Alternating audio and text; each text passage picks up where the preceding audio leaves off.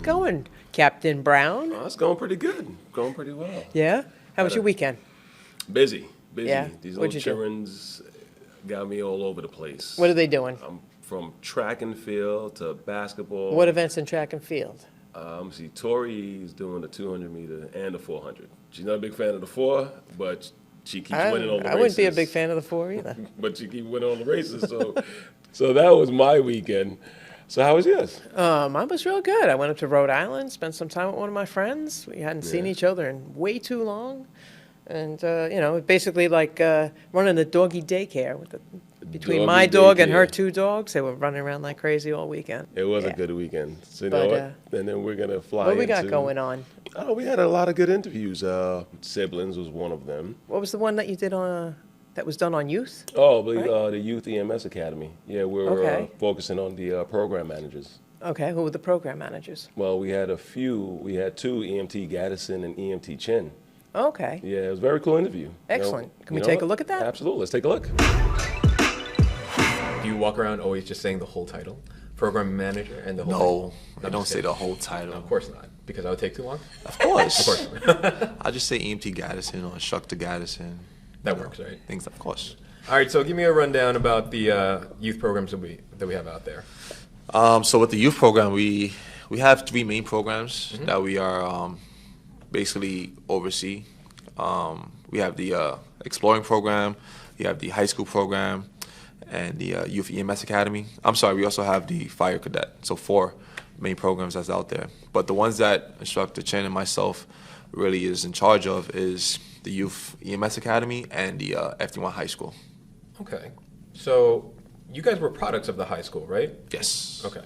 So when did you guys go to that high school? And where is the high school, actually? I graduated in 2012. Okay. The high school is in 400 Pennsylvania Avenue over in East New York, inside Thomas Jefferson campus. And I graduated in 2011. So she's got more time than you. Shh. Oh, we don't talk about that. Okay. Fine, no problem. Let's go. Cool. So what was it like in the high school? Like, what was the program like? What do you do?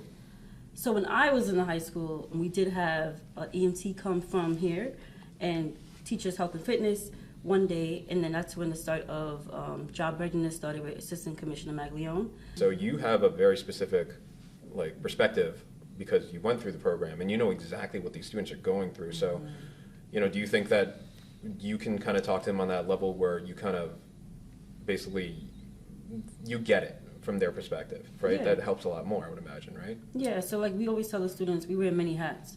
We're not just program managers, we're not just drill instructors, EMTs, but sometimes we're counselors.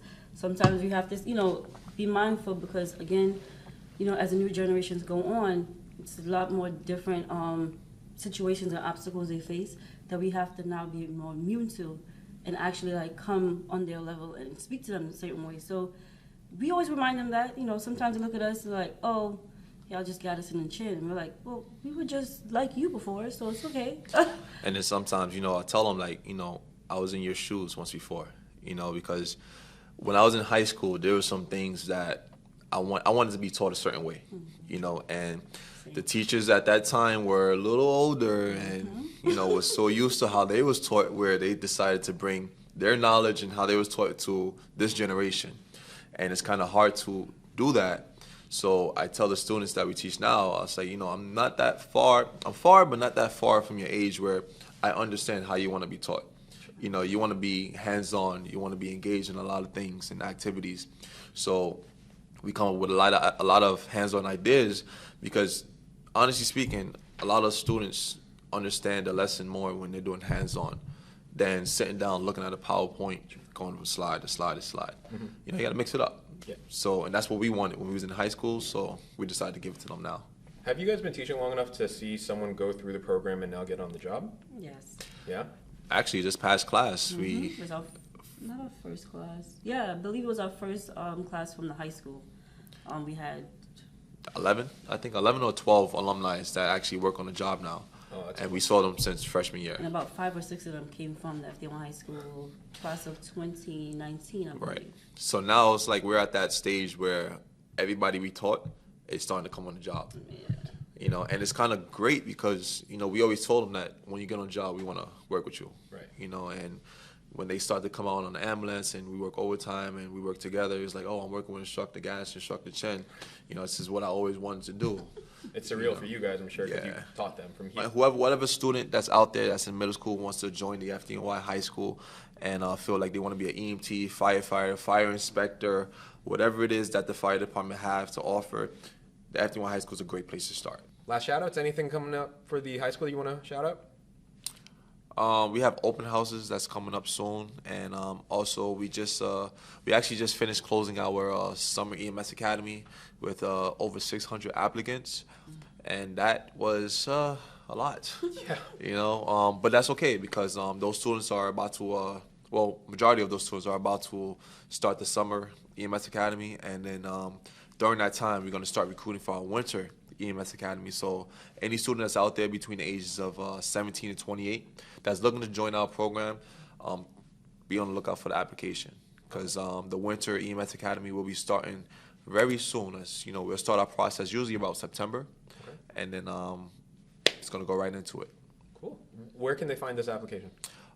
We usually post it on social media, definitely on Join FDNY, the FDNY Instagram, and we'll send the link out there. And if they're interested, they'll click on the link and enter their information, first name, last name, email address, so on and so forth.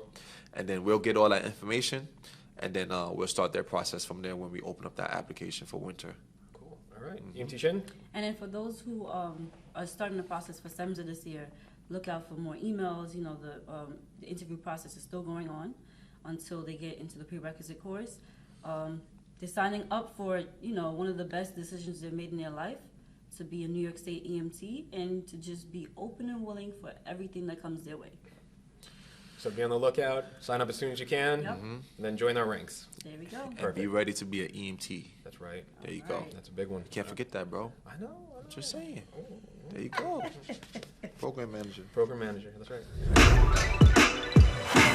Well, that was a really great interview. I thought, like, seeing how those two started in the youth program and kind of came up through it and are now, you know, got into EMS and are now running the program. Yeah, no, it was, you can see their passion and how fulfilling they get out of this and how now they want to pay it forward to anyone they interact with. Right. That was extremely cool to see. Yeah, That you was know, very cool to see. and, you know, continuing our focus on the youth program. You did an interview also with some more people who came up through. Yeah, actually, yeah, I did. Who did you do? I did the Touvor Brothers. Okay. They have a very interesting story, just how, you know, they came from Togo, West Africa. Oh, wow. And, you know, made it here about a couple of years ago. Well, more than a couple of years, actually 2 decades ago. Okay, yeah, that's more than a couple. Yeah, it's a lot more than a couple. You know what? Let's take a look. All right. I'm EMT Touvor. I work at Station 59, and I'm from Staten Island, New York. Okay. Yeah. Akolli Touvor from Station 38. I've been on the job for 4.5 years. Tell us more about your background. We were both born in Togo, and on December 3rd, it's going to make 20 years since we moved to America. My older brother, he joined first, and he started as an EMT, and then he adjusted into fire. He got promoted to fire, and then he just motivated definitely me. And then after my brother joined, I was like, I'm definitely hooked. Definitely want to join them, you know? Okay. And like they're like role models to me.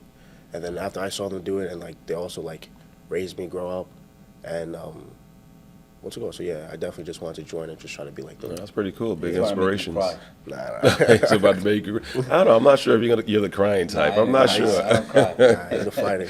So how's it feel hearing that from your younger brother? It feels great, especially seeing him on the uniform. You know, the first day I saw him on the field, I was happy. You know, it was a different feeling. I was very happy. You know, he's doing good. He's young. He got a bright future ahead of him. How did you start working for FDNY? I first heard about FDNY about when I was 17 years old, to the spoil program. So shout out to firefighter Kevon Harper, Coleman, and okay. Justin. They came to our school and they asked me if I wanted to sign up for the spoil program. At the time, I didn't know what it was. You know, I was just living my life. You know, Right. I wasn't thinking about my future. I wasn't thinking about joining the fire department. I was just, you know, having fun at the moment. You know, but they showed me a different way of life. You know, how to be focused. You know, like a role model. You know, I wasn't used to that growing up. So they really, really helped me see a different side of life. And after that, my brother joined the fire department. He worked at Ladder 166 in Staten Island. I saw him going to work. You know, he got his first call to the fire department. He started taking vacation, getting paid for it. You know, I was like, how you getting paid? You on vacation, you getting paid. You know, say the job. Right. So I started thinking, started doing my own research, and I joined the youth program. And you were a part of the youth program as well, right? Yeah, I was part of the youth program, and I did it after he did it, and I started in 2019, and then Right. I graduated in 2020, like during like that whole little COVID pandemic. But it was cool. It was a very cool experience going to like. That's my little like nugget from the fire department. That's my little first little bite, and he was also my DI, also in the youth Your program. brother, your older Yeah, my older brother. So actually, he's been probably your DI your whole life Yeah, then. basically, yeah. Oh, So he's okay. beating me up Got as a it. little kid. Got it. He's beating up me now. Got it. So, like, when we first started, like, we came here to Metro Tech, Mm-hmm. and then nobody knew he was my brother. I didn't say anything. And then after, like, we went to Fort Totten, and then we started doing that, they were like, yo, it's kind of weird you guys both have the same name. And he used to smoke us also. It was one time, I didn't walk his dog, and then he was pissed. He came in, he was like, all right, we're running the Brooklyn Bridge. Ran the Brooklyn Bridge, it was like, everyone was talking crap about him. I was like, yeah, I hate that guy, he's bad annoying. And then later on, they was like, oh, that's your brother. You were talking crap about him. I was like, yeah. But Yeah. it's all love, though. Like, Of course. he also gives me, like, a lot of tough love, which is much appreciated. He always gave me, like, as a kid, he always gave me, like, reality checks. Like, my Right. other brother, the firefighter, he was, like, more sweet and nice, and, like, he's always giving me, like, that lovey love. You know, it's like, Right, everything's right. gonna be okay, he'll help me. Him, he was, like, reality check. There was, like, one time, owed him $5, he was like, yeah, I need that $5 back. Not even just because, like, he wanted the $5, he was just, like, he'll give me a speech, like, this is how life works, you know, you gotta, like, you gotta make sure you gotta pay your dues and stuff like that, so it's Right. cool having both of them. Oh, that's You it know? seems like you have the balance. Yeah, it was cool, like yin and yang. It's the you know? principle of life. Yeah. The principle of life, Yeah, he's the about yin to and back. yang. He's about to give me another speech right now. Oh yeah, tell us. Give us one of your nuggets. What's the principle of life? Always do right, you know. Always stand by your word. That's important, you know. If you say you're going to do something, make sure you do it, you know. If you're going, for example, at work, you put on a uniform, always put in 100%. It doesn't matter if you're tired, you know, you stress out, put in 100% because somebody else needs you, you know, and we're here to change life. All So right. always put in 100%. That's what I always tell him, you know. Just have fun and be safe. That's the more important part, you know, and put in 100%. Tell us about being an FDNY youth. YEMSA is a great program. It's run by Instructor Gadison and Instructor Chen, and it's a great program because it gives you a chance, you know, especially when you're young, 17, 18 years old. You don't really have a future. You don't really have a. You have a future, but your goal is all over the place. Right. You know, the YEMSA, especially if you want to be in the medical field, they pay for all your class. You know, it's paid for. Your material is there for you. You know, they help you whatever you need. You know, and it's a great program, and they're doing a great job. You know, Okay. and I'm glad to be part of it, and I'm still am now, and we're making a difference. Excellent, excellent. How about you? You went through the program as well, correct? Yeah, I went through the program as well. It was a fun experience. You know, it was kind of stressful coming straight from high school and then getting that little. It's like from senior year of high school, like they don't really prepare you for life as much as when you go into the to the YEMSA program. You know, like you're getting great knowledge from great instructors, like he said, Gadison and Chin. They really want to see you succeed, and like they take pride in that. You know, they want everyone to succeed. They want everyone to move to the next step and join the fire department. So during that, like he said, you can go somewhere else and pay $1,000, or you can pay for your EMT certification. But here it's Right. like you get like everything you want. You get the knowledge, you get friendship, and it's like a family. You know, you get like a little, you grow your family when you go into YEMSA. You know, Right. it's a great program, and I recommend that 10 out of 10. Wow. Yeah. I tell you, these brothers, y'all been on some journey, boy. YEMSA, Explorer, 20-year difference, all siblings on the job. I wonder what's next. And we're not done yet. We're gonna keep going up.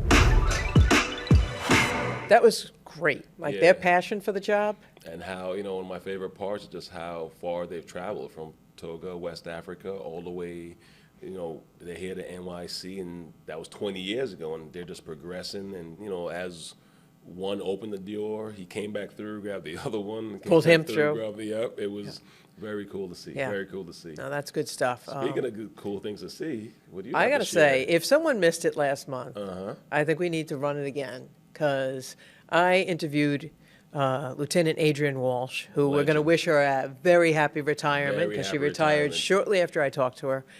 And she was from Rescue One. Mm-hmm. That woman broke glass ceilings around this job like crazy. Beyond impressive. Yes. Like literally legendary. And Literally and legendary. also seemed to respond to all the big things. Yeah. You know, like she seemed to be have that luck. Oh, I don't know, a helicopter crashing into the top of a building. Yeah. When someone, the U-Haul van on the west side, all that Yeah. crazy stuff. But I tell you, you gotta be very relaxing as a chief if Adrian's pulling up. Like, oh, perfect. very much so. And Everything's unfortunately, we well. don't have her anymore. But hopefully, she'll enjoy her retirement. But She will. why don't we take a look at that? Absolutely.